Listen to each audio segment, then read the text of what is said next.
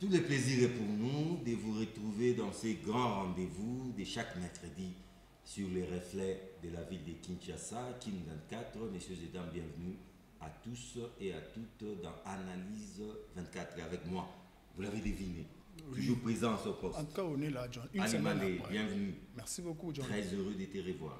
C'est vraiment un plaisir partagé, comme je l'ai dit toujours. Ok, il s'appelle Rodrigue Ramazani. Il est le porte-parole adjoint du parti Envol. Maître avocat, mais on ne vous reçoit pas à ce titre, on vous reçoit comme un politique. Bienvenue dans Analyse 24. Merci beaucoup, John, pour l'invitation. Ali, heureux de vous retrouver. Je pense que ça fait plus d'un mois que nous ne sommes pas revus dans le cadre d'analyse pour discuter ensemble avec nos compatriotes.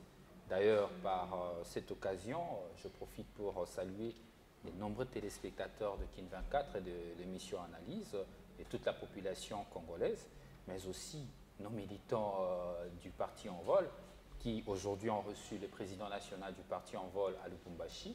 Je tiens à le saluer. Nous allons Il est temps aujourd'hui de rester en alerte parce que le pays n'appartient à personne. Nous allons en parler, on ne fera que parler de ça tout au long de cette émission, tout au long de ces rendez-vous. Mais Ali Mané, nous sommes un 26 août. Bien sûr. Ça te rappelle quelque chose? C'est connu de tout le monde, je crois. Oui. Le 26 août nous rappelle la présentation de l'équipe Ouais. Ilonkamba, jugée éléphantasque Ouais. pour les uns et rationnelle pour les autres. Mais d'entrée des jeux, je ne sais pas si Maître Rodrigue peut placer un mot s'agissant du bilan de l'équipe Ilonga Ilonkamba une année après. Oui, généralement, lorsqu'on parle du bilan, on a tendance à avoir que du positif pour certains, que du négatif pour d'autres. Mais les bilans, c'est l'ensemble du positif et du négatif. Justement. Et parlant du gouvernement Ilonkamba, qui du reste, à notre sens, on a déjà 65 dit, ministres. 66, je crois, Plus ministres. même, bien sûr. Bon, aujourd'hui, après que l'autre est parti, ils sont à 65. Tundawaka Sende n'est plus ministre. Et aujourd'hui, s'il faut analyser les bilans de ce gouvernement, il faudrait le faire sur une base. La base, c'est évidemment le programme du gouvernement. Les promesses faites. Les programmes du gouvernement tels que adoptés à l'Assemblée nationale. Mais malheureusement, lorsqu'on le regarde très bien, apparemment, le programme du gouvernement n'existe quasiment plus. On ne parle que du programme de 100 jours qui a pratiquement avalé le programme du gouvernement. Le projet universel, la santé universelle. 100 jours qui a été adopté par le gouvernement. Oui. Ça, il faut le reconnaître. Non, Il y a une sorte de fusion. On y va lentement. Oui. Il y a une forme de fusion, mais le programme présenté devant l'Assemblée nationale, il n'y avait pas le programme 100 jours du chef de l'État. Déjà, de la jeunesse du programme de 100 jours, il y avait une confusion où une politique publique était organisée, initiée et exécutée par la présidence de la République. Nous l'avons dénoncé déjà à son temps, chose qu'il ne fallait pas. Certainement, le gouvernement, dans le souci de régulariser, s'est approprié de ce programme de 100 jours, qui n'est pas son programme en réalité.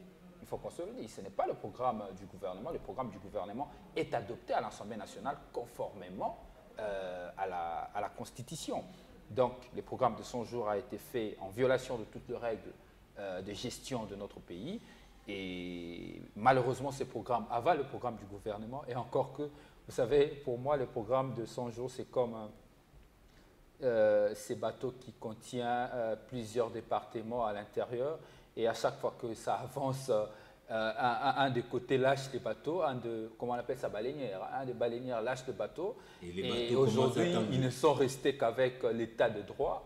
Encore que l'état de droit n'était pas dans le programme de 100 jours. Bon, c'est devenu carrément le programme du gouvernement ou le programme du président de la République. Mais lorsqu'on regarde encore la manière dont l'état de droit en question est géré, on ne constate pas de la volonté réelle pour la mise en place d'un état de droit. Parce qu'il n'y a pas de vraie décision de fond. L'amélioration des conditions de travail des magistrats, l'amélioration des conditions sociales, la sécurité des magistrats, rien de tel n'est mis en place pour garantir effectivement l'administration de la justice qui est en réalité le socle même de l'état de droit. Mais revenons vite dans l'Ilonkamba pour dire le gouvernement Ilonkamba jusqu'à aujourd'hui. Un fait important. Je chute. Vous l'ignorez superbement, je ne sais pas, peut-être intentionnellement. Investi au mois de septembre, ce gouvernement n'a pas encore une année à l'Imalé. Ça, il faut le souligner. Mais vous ne faites pas allusion à la pandémie qui a frappé l'humanité entière. Qui a déstabilisé. Elle a été pour le beaucoup. fonctionnement.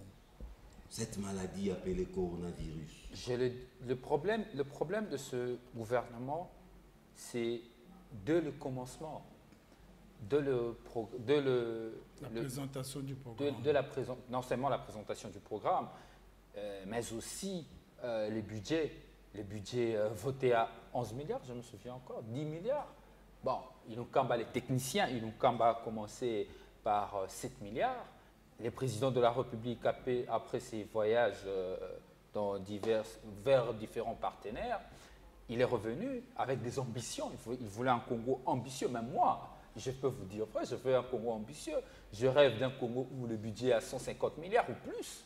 Mais il faudrait avoir deux pieds sur terre pour comprendre la faiblesse de notre force de récolter les fonds publics. Mais déjà, dès le budget voté, je crois, adopté, le budget 2019, n'est-ce pas? Le budget 2020, voté à 11 milliards, on a commencé à constater les déficits déjà à partir du mois de janvier. On n'était pas encore en plein coronavirus. Déjà, les déficits commençaient au mois de janvier. Le gouvernement a fait des efforts, il a forcé, cela nous a amené jusqu'au premier trimestre de l'année 2020. Et après, on a vécu ce théâtre du procès 100 jours où la réserve de change était touchée, où on a vécu des détournements de millions et des millions de dollars. Donc ça veut dire que le problème n'est pas forcément le coronavirus. Notre problème a commencé avant même le coronavirus. Il ne faut pas minimiser l'impact négatif de cette maladie. Je ne minimise pas l'impact négatif de la maladie, mais je tiens à souligner, je tiens ici à marteler que les déficits en termes de temps, en termes de ressources, en termes de déficits, a commencé depuis le premier trimestre de cette année. Mais à suivre de près les porte-parole adjoints de l'envol, comme disent les gens, comme dit l'opinion, l'opposition ne voit que le noir. L'opposition ne voit que ce qui ne marche pas. Vous ne pouvez pas faire semblant de citer ne fût-ce qu'une action qui a marché. Tout n'a pas été négatif dans l'ensemble de l'actif du gouvernement Ilunkamba. Je peux me permettre de vous citer la gratuité de l'enseignement que vous avez vécu ou que vous vivez en RDC. Ne fût-ce que pour ça, vous pouvez lui jeter des fleurs. Alman, et d'ailleurs, à ces propos, encore faut-il savoir si les partis en vol s'étouffent dans l'opposition, parce qu'à ces sujets, il y a beaucoup à dire aussi. Je vais revenir à votre question. Je suis d'abord avec Ali, qui parle de la gratuité de l'enseignement. Vous savez, c'est un vœu, et ce n'est même pas un programme du gouvernement, les 100 jours, la gratuité de l'enseignement. C'est un droit constitutionnellement garanti. On ne peut pas en faire un programme, parce que c'est un droit des citoyens qui doivent en jouir. Il n'y a pas que la gratuité de l'enseignement comme droit. L'exécution.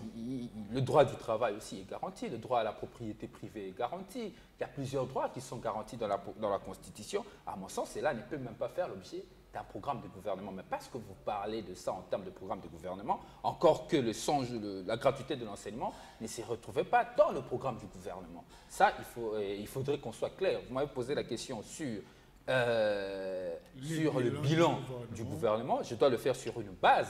La base du programme de l'évaluation d'un gouvernement, c'est son programme. Alors, les 100 jours n'est pas dans son programme, et vous me forcez maintenant à évaluer la gratuité de l'enseignement. N'empêche, je vais être élégant.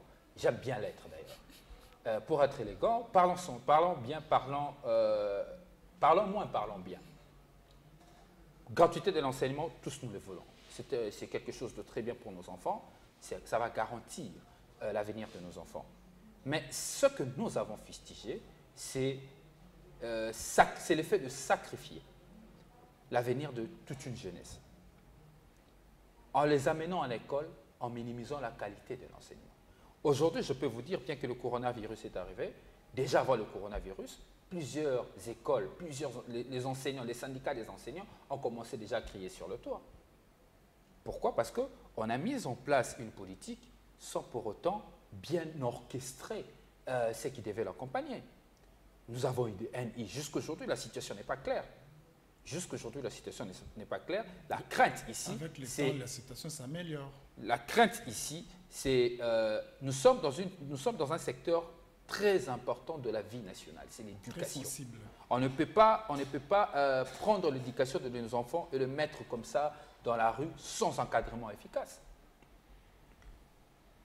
Le nombre d'enseignants qui doivent, le nombre d'écoles d'abord qui doivent recevoir des élèves n'ont pas été mis en place. Jusqu'aujourd'hui, si vous allez visiter certaines écoles, c'est invivable. Comment vous pouvez étudier dans une salle de classe de plus de 200 élèves? Au nom de la gratuité de l'enseignement, sacrifiant les enfants. Est-ce que pour ça, il faut parler de la positivité?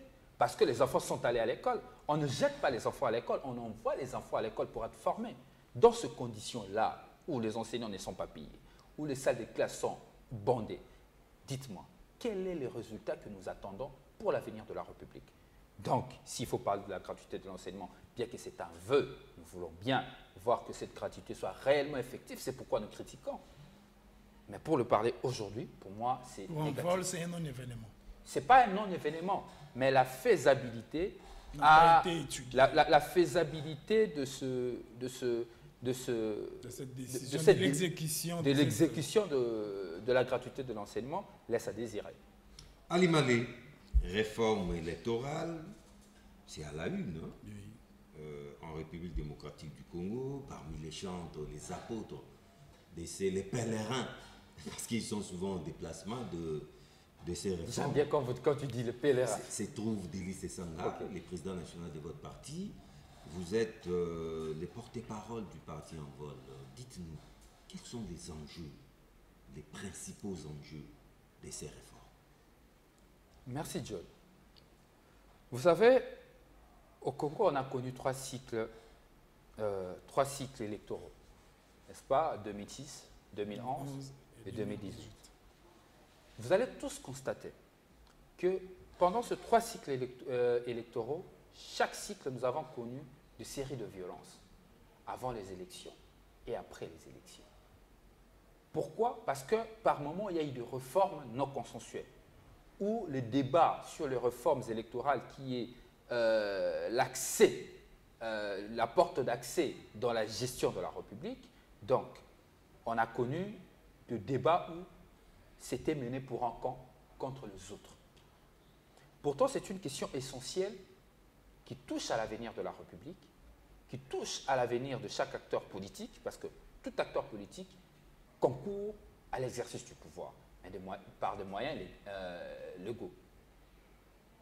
Maintenant, nous allons vers le quatrième cycle. Qu'est-ce qu'il faut faire? Est-ce qu'il faut continuer à voir les choses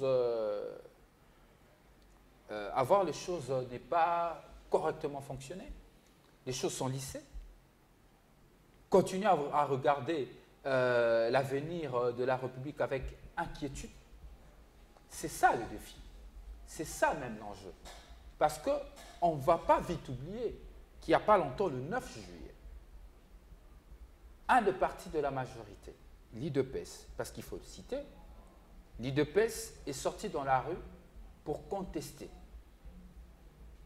sur l'entérinement du président de la CENI. Je n'aime pas trop parler de personne, du président de la CENI. Est-ce qu'on se rend compte que nous sommes en plein processus électoral? Tout commence par l'installation du bureau de la CENI. Mais ici, nous sommes dans un contexte où la majorité qui est censée amener sa politique pour que l'opposition discute ou conteste, la majorité elle-même n'arrive pas à se mettre d'accord autour de cette question. Et d'ailleurs, pour parler de faits, il n'y a pas longtemps, lorsque l'entérinement, bien que fait par des moyens cavalières, la présidente de l'Assemblée nationale a saisi le président de la République. Fait de manière cavalière selon vous? En tout cas, l'entérinement. Parce que, je vais vous expliquer, on va y arriver. A saisi le président de la République pour investir le président de la CENI. Le président de la République a répondu. Les présidents régulièrement désignés. N'est-ce pas? Par les confessions religieuses. N'empêche. Même aujourd'hui, on a constaté, même au sein de l'Église, il n'y a pas que de ça. Règlement des comptes. N'est-ce pas? Le président de la République a bloqué à son niveau. La présidente de l'Assemblée nationale, à la clôture de cette session parlementaire, à son tour, demande aux autres composantes, à part les confesseurs religieux, ça veut dire l'opposition et la majorité, de proposer leurs membres pour entérinement. Nous sommes ici en plein tohu-bohi.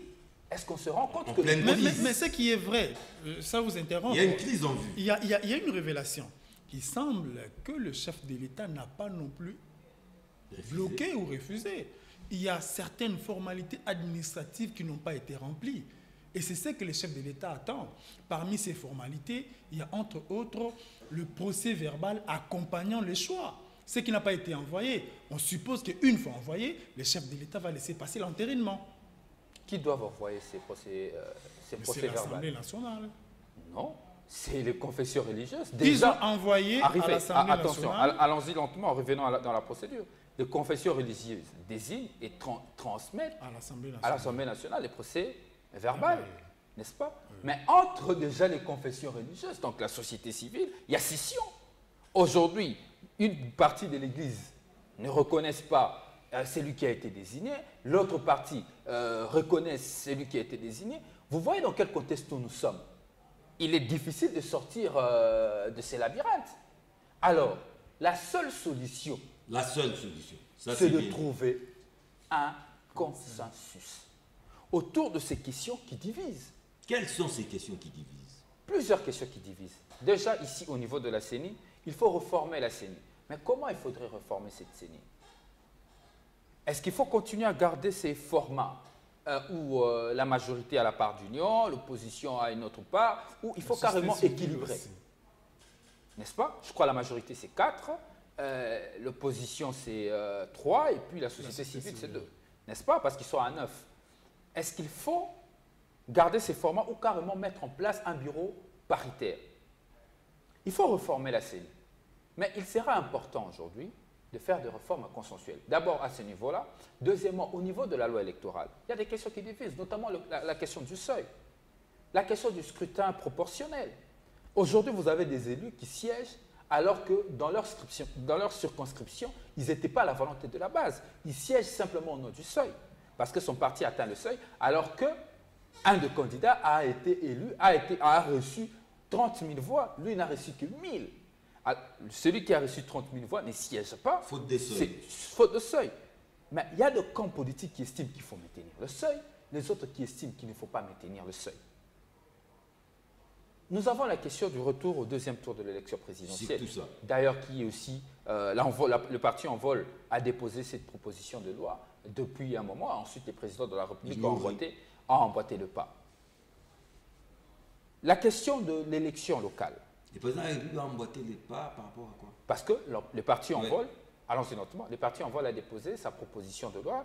Qu'on revienne aux deux tours. A déposé la proposition de loi sur la révision constitutionnelle, où notamment il y avait des réformes électorales, où on parlait du retour du deuxième tour de l'élection présidentielle, de l'élection de sénateurs au suffrage universel direct.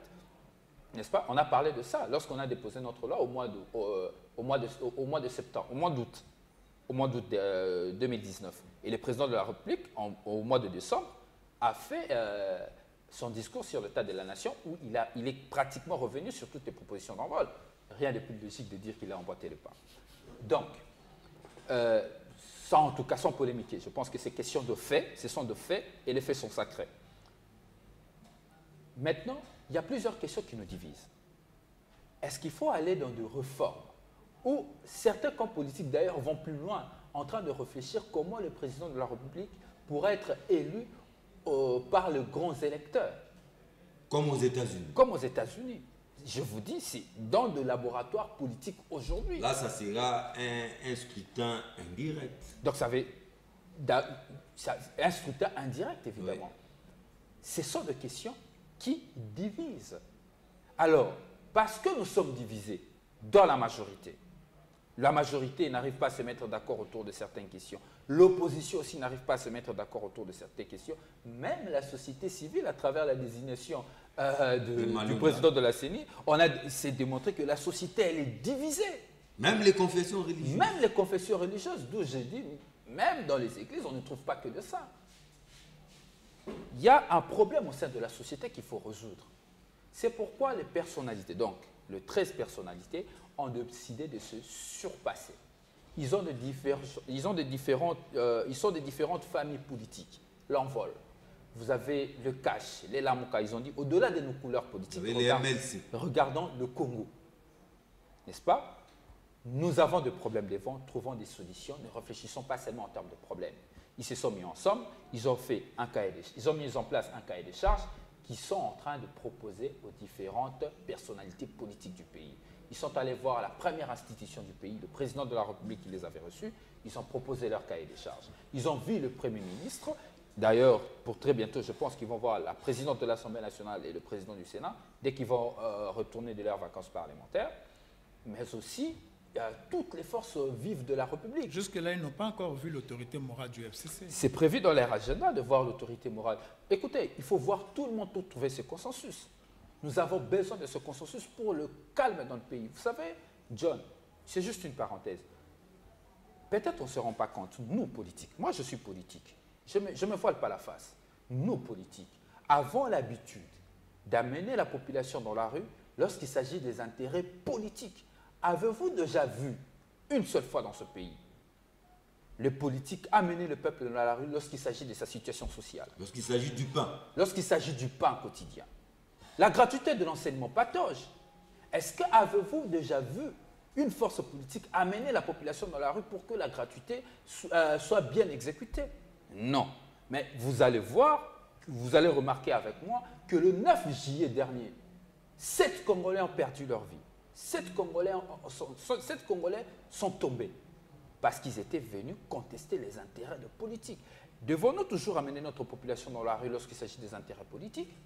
Il est temps aujourd'hui, après 60 ans d'indépendance, que les acteurs politiques congolais fassent preuve de maturité et de dépassement pour qu'ils se rencontrent et discutent autour de leurs divergences. C'est toujours la politique. S'ils avaient pris l'initiative pour un cas social, ça aurait été intéressant.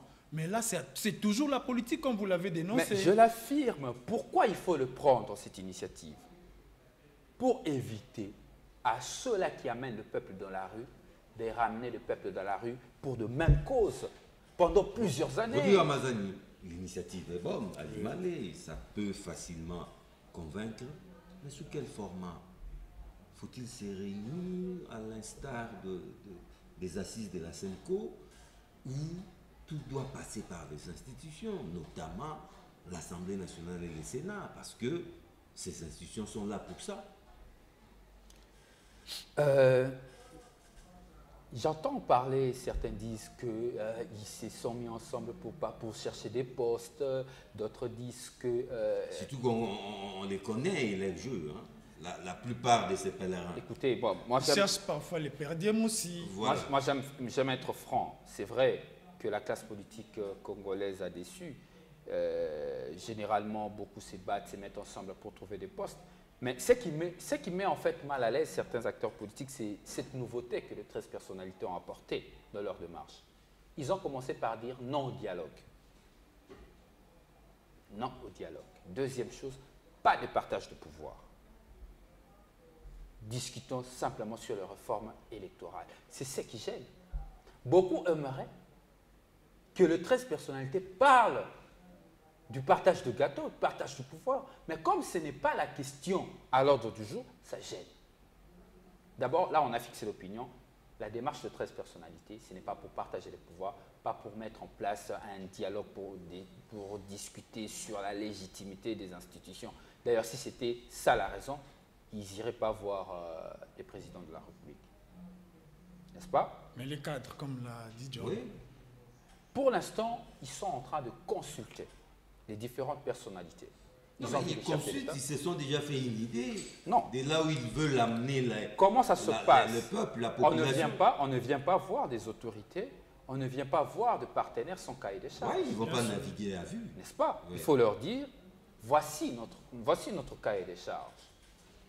Les personnalités ont reçu les cahiers de charges, ils ont fait leurs amendements, ils ont donné leurs propositions.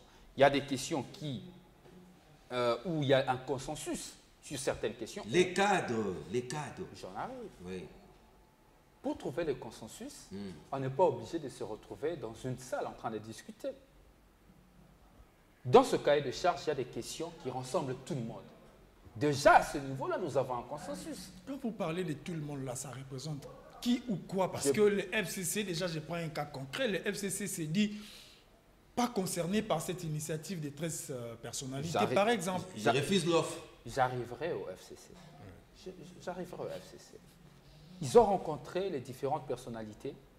Je ne vous dirai pas tout ce que les personnalités ont dit, mais je peux vous affirmer, sur certaines questions, beaucoup de personnes rencontrées tant de la société civile que de la classe politique, ils sont d'accord. C'est vrai qu'ils ne seront jamais d'accord à 100%. Il y aura toujours des questions qui divisent. D'ailleurs, la politique, c'est aussi l'art de gérer des extrémités. Pour cette divergence-là qui nous caractérise. Il faut gérer des extrémités et, en fin de compte, construire ces consensus. Parce qu'en politique, nous avons toujours des divergences. Très souvent, nous avons des divergences. Ce n'est pas ça le plus important lorsqu'on parle de la République. Il faut regarder devant pour construire. Ce qu'on attend, c'est le consensus. Il y a des questions qui arrivent à mettre toutes les forces vives d'accord. C'est un acquis. N'est-ce pas? Après, dès lorsqu'ils vont terminer leur travail de consultation, qu'ils sont en train de faire maintenant, là, ils sont à Lubumbashi, n'est-ce pas? Ils vont voir le Baba Kyungu. Au Congo central, ils vont voir à Kamba, ils vont voir le Baba Kyungu, ils vont voir Moïse Katumbi Tchapo. Ce sont de grandes personnalités politiques de ce pays. À leur retour, ils vont présenter certainement un rapport final aux institutions. Je reviens maintenant au FCC. Aux institutions. Non, jusque-là, on ne saisit pas. Aux institutions, c'est vague. Parce qu'ils ont commencé à la présidence oui. de la République. Mais la démarche a commencé au sein d'une institution. Ils ont commencé par voir les présidents de la République. Donc, ils ont vu les premiers ministres. Les rapports de consultation à toutes ces institutions et après. Mais l'histoire peut s'arrêter là? Non. Comment l'histoire peut s'arrêter là?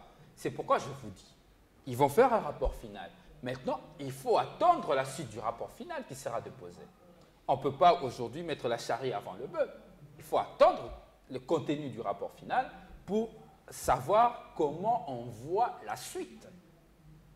Il faut attendre d'abord le rapport final. Mais quelle est la part ou quel est le rôle que doit jouer l'Assemblée nationale et le Sénat dans cette étape de réforme, dans cette démarche, dans cette initiative?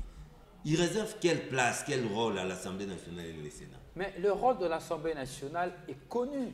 Oui. Celui de légiférer. Tout à fait. Notamment, évidemment, ce n'est pas seulement celui de légiférer, mais notamment celui de légiférer. Mais dès lors qu'ils ont le consensus, il faudrait que chaque institution puisse s'activer. Joue sa partition. Joue sa partition pour que le consensus soit coulé sous forme. Mais c'est là les pièges à Limalé. Savez-vous qui détient la majorité au niveau du Parlement? Là, je vois la chambre basse et la chambre haute. Ce sont ceux-là, un instant, ce sont ceux-là qui aujourd'hui disent non à ces réformes. Donc vous risquez d'être bloqué à un certain niveau. L'essor de l'initiative est connu. Et ça sera de la peine perdue. Non, attention, il ne faudrait pas, je ne suis pas du FCC, mais je ne laisserai pas aussi coller au FCC ce qu'ils n'ont pas dit. Le FCC n'ont pas dit qu'ils étaient contre les réformes électorales. Mais ils veulent que ces réformes se fassent dans les institutions. Tout à fait. Ce qui n'est pas le contraire avec le 13. Le FCC joue un grand rôle. Je peux vous garantir que le 13... Il détient la clé, en fait, de ces réformes. Les 13 personnalités ne feront pas ces réformes en dehors des institutions. C'est impossible. Pour faire ces réformes, il faut le faire dans les institutions. Alors concrètement, ils vont procéder comment? Rechercher... Donc, il faudra ratisser large. Voilà, vous avez tout compris. Ce qu'il faut rechercher, c'est le consensus pour éviter au pays le chaos dont on en a l'habitude, le cycle de violence dont on en a l'habitude dans notre pays. C'est ce que le 13 veut éviter à toute une république. Il est temps aujourd'hui que les politiciens trouvent des solutions à leurs problèmes politiques ensemble sans pour autant faire intervenir anytime la population qui a d'autres besoins. Trouvant des solutions politiques sans pourtant que les pays brûlent, et le gouvernement va trouver des solutions sur des questions sociales parce que c'est dans ses attributions, n'est-ce pas? Les réformes gardez vos apaisements, se feront dans les institutions. Maintenant, le FCC, vous dites que le FCC bloque, le FCC a perdu consensus. Moi, ça ne m'étonne pas. En tout cas, personne n'a dit ça. Hein? Mais le FCC, c'est peut-être indirectement ce que réservé. Bon, ok, d'accord. Dubitatif. D'accord, le FCC est dubitatif et réservé, Oui. je concède. Mais moi, ça ne m'étonne pas. C'est le comportement de kabilistes. Du kabiliste depuis longtemps. Souvenez-vous en 2015,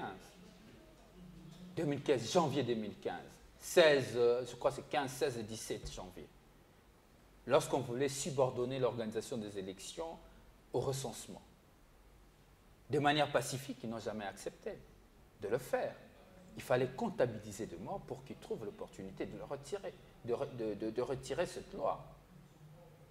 Voyons encore le 19 septembre 2016, avec le fait Étienne Tshisekedi d'heureuse mémoire. Organisons les élections, rencontrons-nous pour discuter, il n'y a pas d'opportunité. Nous avons déjà organisé notre dialogue, comment on appelait ça encore, au camp Tchatchi.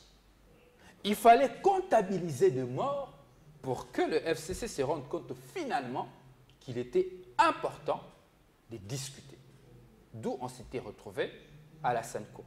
Et alors? Mais aujourd'hui, ça ne m'étonne pas. Je parle de faits ici. Les faits sont sacrés, vous êtes journaliste. Les commentaires, vous pouvez le faire. Moi, c'est la suite. Vous avez la liberté de votre Moi, c'est la suite que j'attends. Je parle de faits. Les faits démontrent que ça, c'est le comportement du FCC, ça ne m'étonne pas. Et je me pose même la question. Dans les cas, concrets... J'arrive, laissez-moi arriver. Est-ce que finalement le FCC sont des vampires ou des zombies? Pour qu'ils trouvent l'opportunité de discuter, de trouver un consensus autour de questions qui divisent, il faut forcément qu'il y ait bain de sang. Je crois que le 9, 7 Congolais qui sont décédés, qui sont tombés, ce n'est pas suffisant. Il faut attendre qu'ils deviennent à 100, à 150, n'est-ce pas? Mais jusqu'où irons-nous? Le FCC a dit que la réforme doit se passer au sein des institutions. Jusque-là, la position du FCC est connue. Vous le dites bien, selon vos analyses, selon vos observations. Le FCC attend toujours des cas, attend toujours l'extrémité, attend toujours le bain du sang pour changer d'avis. Donc, vous voulez dire indirectement que le FCC va encore changer d'avis après quoi? Bon, vous savez, parce que vous n'avez pas chuté. Je ne reste pas pessimiste. Vous m'avez pris la parole, comment j'allais chuter? Je ne reste pas pessimiste. Je reste optimiste. Je crois d'ailleurs au sens, parce qu'ils disent souvent que Joseph Kabila est un patriote, il aime la République, il aime la nation, il a la passion du Congo. Je crois à sa passion du Congo, encore que plusieurs fois cela a été démontré. Quand sa famille politique allait à gauche, il est souvent parti à droite, parce que certainement il ne voit pas les choses de la même manière que eux. Et après, lorsque l'autorité morale prendra une position, la famille politique va s'aligner. C'est de coutume. Avec la famille ça s'appelle de la discipline. Bon, je concède, hein, je refuse pas. Je ne suis pas membre du FCC pour contester ou bien contester leur organisation. Mais je fais un constat qu'ils attendent le mot d'ordre de l'autorité morale. Je crois que l'autorité morale qui du reste est saisie de l'appel de 13, il va recevoir le 13, il va donner... Vous savez, le consensus... les échanges, recevoir quelqu'un, discuter, échanger, donner tes avis sur une question, c'est la chose la plus élégante qui puisse exister. Et dire que je ne veux pas vous recevoir, c'est malsain. Rodi Ramazani, n'est-ce pas? porte-parole adjoint du parti Envol, il s'est ouvert au début de la semaine à Kinshasa un forum de haut niveau sur les consensus autour des réformes électorales. Visiblement, l'idée commence à faire des émules. Les 13 doivent s'estimer heureux, n'est-ce pas, à travers une telle initiative. Bon, il faut d'abord le dire que le 13 n'ont jamais interdit aux Congolais, parce qu'ils ont eu l'idée d'un consensus, ils n'ont jamais interdit aux Congolais de réfléchir et d'emboîter le pas, comme vient de faire Bob Kabamba. C'est très bien, il a décidé, à la suite de l'appel de 13, de 11 juillet, de venir aussi rechercher ces consensus. Mais c'est la chose la plus démocratique qui puisse exister. on ne peut pas refuser ou encore tirer sur une initiative aussi louable. Bob Kabamba est libre de prendre des initiatives, n'est-ce pas? C'est très intéressant. Nous nous disons, c'est bien, il continue son chemin, mais cela n'engage pas les 13 personnalités. Comment ça? Je dis ceci, les 13 personnalités ont leur démarche. Bob Kabamba a aussi, les 13 personnalités ont leur cahier de charges. Bob Kabamba aussi, certainement, a son cahier de charges. Mais il y a convergence des vues. Voilà, la réforme. Il y a convergence des vues. J'arrive. J'aurais même appris que c'est suspendu. Ils ont suspendu pour avoir les avis et considérations des autres, tandis que le 13 continue. Les forums doivent être inclusifs, mais on a remarqué qu'il y avait des grands absents. Oui. Ouais. Bob Kabamba, je le dis, l'initiative elle est bonne, il faut trouver ce consensus. C'est ça qui démontre d'ailleurs qu'au sein de la société, il y a un problème, il y a une crise qui existe, qu'il faut résoudre. Il n'y a pas que le 13 qui le voit, il y a d'autres compatriotes aussi qui constatent qu'il y a une crise et les pays risquent gros. Il faut trouver une solution. C'est dans ce sens-là qu'il faut prendre l'initiative. Est-ce que les 13 n'ont pas l'idée, un sentiment que leur initiative a été volée par Bob Kabamba? Même pas. Ils ont constaté qu'il y a un Congolais, en toute liberté, qui est ici. Même John, vous pouvez le faire. Hein. Ce n'est pas interdit. Le souhait ici, c'est d'éviter à la République un chaos. Mais il y a des gens qui disent que les 3 cycles ont toujours connu des rectificatifs. Mais cela n'épargne pas les pays de tout ce que nous avons avec eux. Les problèmes, c'est quoi? Les problèmes, ce sont les hommes ou la confiance ou la méfiance entre en politique. Parce que la CENI est composée de ces différentes parties. Mais il n'y a toujours pas unanimité. Est-ce que demain, après l'initiative des 13, il y aura unanimité? Je vous dis ceci. En réalité, ce qui nous amène dans des violences, c'est la méfiance. C'est la méfiance. D'où l'intérêt du consensus. Pourquoi il y a une méfiance? À chaque fois que nous avons des réformes, parce que vous parlez de réforme électorale, ce débat est mené pour un compte contre les autres. Mais tous d'où vous voyez, à l'époque, le rassemblement descendre dans la rue contre la machine à voter, descendre dans la rue contre le seul, et nous avons même perdu Thérèse Kapangala, Rossi Chimanga, à cause de ces réformes-là, qui n'ont pas été consensuelles. Raison pour laquelle, pour éviter à la République le prochain chaos, il faut faire des réformes. Tous, on est unanimes. Que ce soit le FCC, l'AMUCA, le CASH, l'Envol, tous, on est unanimes. La société civile. La société civile. Qu'il faut de réformes. Mais comment allons-nous faire ces réformes? Devons-nous continuer à le faire pour une majorité contre une minorité? Non. Évitons de violences. Faisons finalement des réformes consensuelles. C'est ça la démarche du 13. On trouve un consensus, nous faisons des réformes et le pays est calme finalement. Parlons des réformes crédibles, transparentes. Parlons des réformes. La plus grande réforme ne serait-elle pas qu'on mette fin à cette histoire de la centrale électorale dite autonome pour renvoyer les élections au ministère de l'Intérieur? D'ailleurs, beaucoup de langues se délient déjà pour embrayer dans ce sens. Mais n'est-ce pas là la plus grande réforme? John, mais il n'y a pas que le 13. Plusieurs autres personnes ou encore personnalités ou forces politiques y pensent aussi. On le veut bien, mais ça doit être consensuel. Si c'est que vous venez de me dire, votre proposition, bien que vous n'êtes pas politique, si cela est adopté.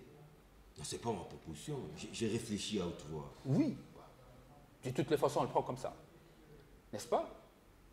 Si cette proposition est adoptée par toutes les forces vives de la République, il n'y aura personne dans la rue. Mais si cela est amené par coup de force, comme on en a l'habitude, comme on a vu avec la machine à voter, le seuil, la caution, Ronsard, les gens seront dans la rue.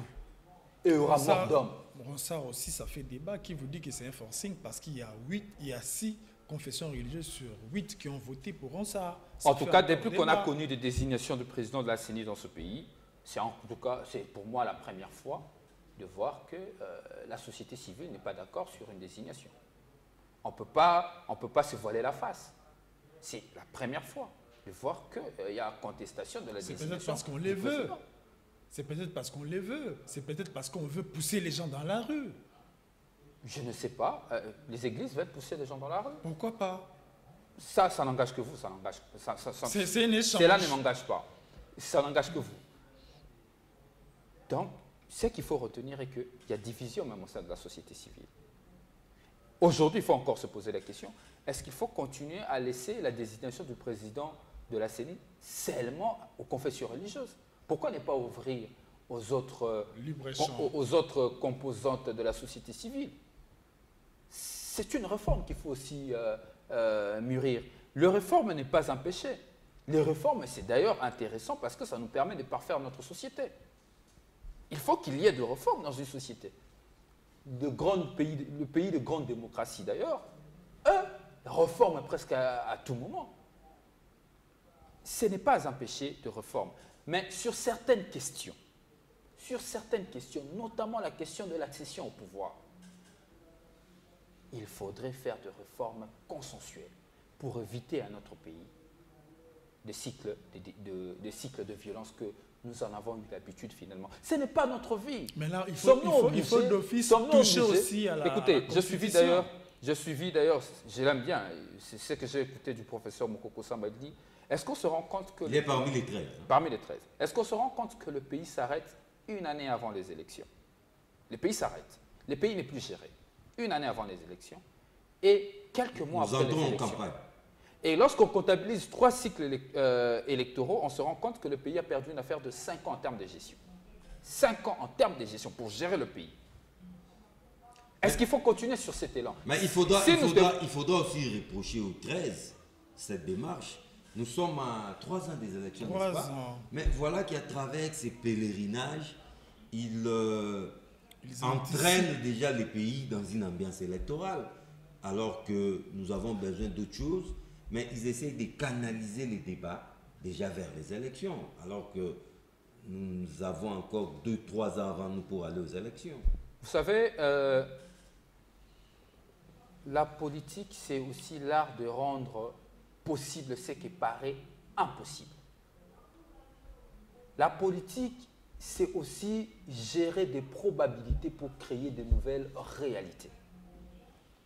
Mais nous sommes ici dans une position où tout acteur politique averti voit le chaos venir. Tout acteur politique averti. Déjà, à partir de l'entérinement de Rossard Malonda et tout ce qui va avec loi Minaku Sakata. Et le danger, c'est même qu'aujourd'hui, la population n'est plus naïve. Avant, la population subissait. Aujourd'hui, la population ne subit plus. Il part frapper. Des fois, elle anticipe. Et la population, elle anticipe et part frapper au portail des élus. Et même des innocents parfois. Même des innocents parfois. Et il faut éviter ça à la République. Il faut l'éviter aujourd'hui. Qu'est-ce qu'il faut? Il faut construire un consensus. C'est de la maturité politique. Éviter à notre pays de cycles de violence.